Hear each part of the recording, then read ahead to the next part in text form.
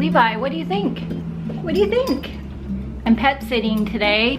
Do you want to be in it? Do you want to be in it? He's crying and he's following me around. He's waiting for my dad to get back from his appointment and he's extremely upset, aren't you?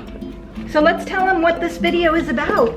This video is from one of my retailers in Albuquerque, New Mexico, Melanie Whitaker from, where is she from, Levi? You want to tell him? The name of her store is Windmill Vintage Designs. If you're anywhere near Albuquerque, go check out her store. It's amazing. You can get some DIY paint there.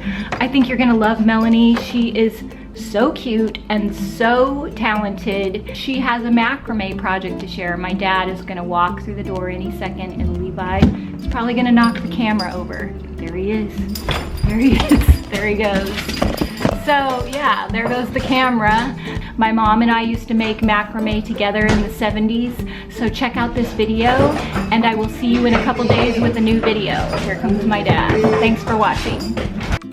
From Vintage Makeovers by Melanie, this is an anthropology-inspired macrame runner and a DIY tie-dye.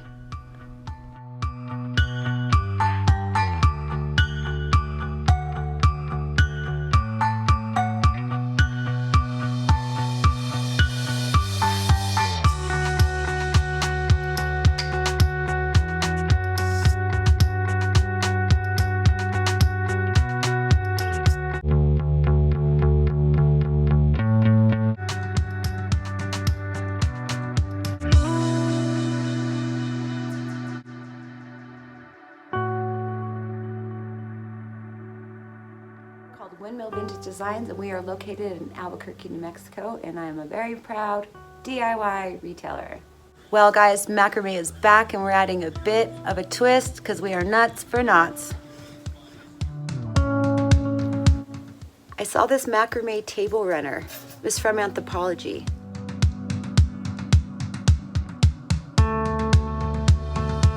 Knows that Debbie Baird loves Anthropology. We're going to use these three colors. This is Old 57, Hey Sailor, and Queen Bee.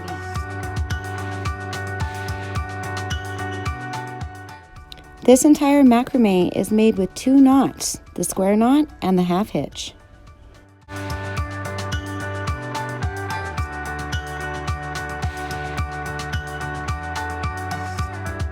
Macrame became popular in the Victorian era.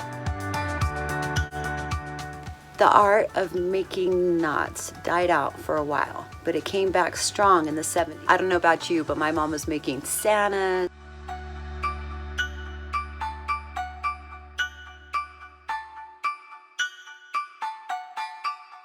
It's pretty hard to find a plant hanger that's not made of macrame. And the owl thing.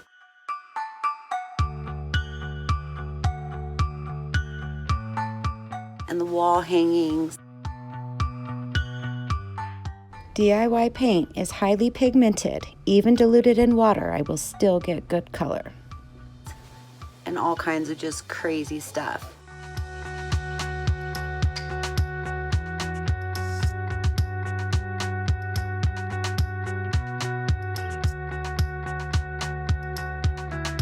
And then macrame dyed again. Macrame wet, okay, and then wring it out. I dip my macrame using the lightest color first and going up from there. I didn't dip all of it because I wanted to have a sort of an ombre effect.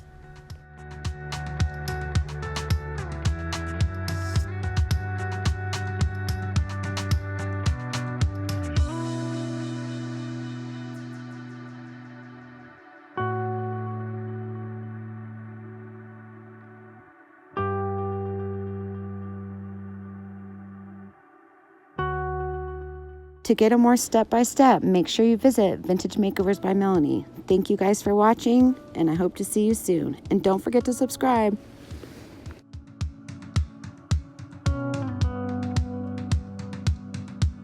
What's up?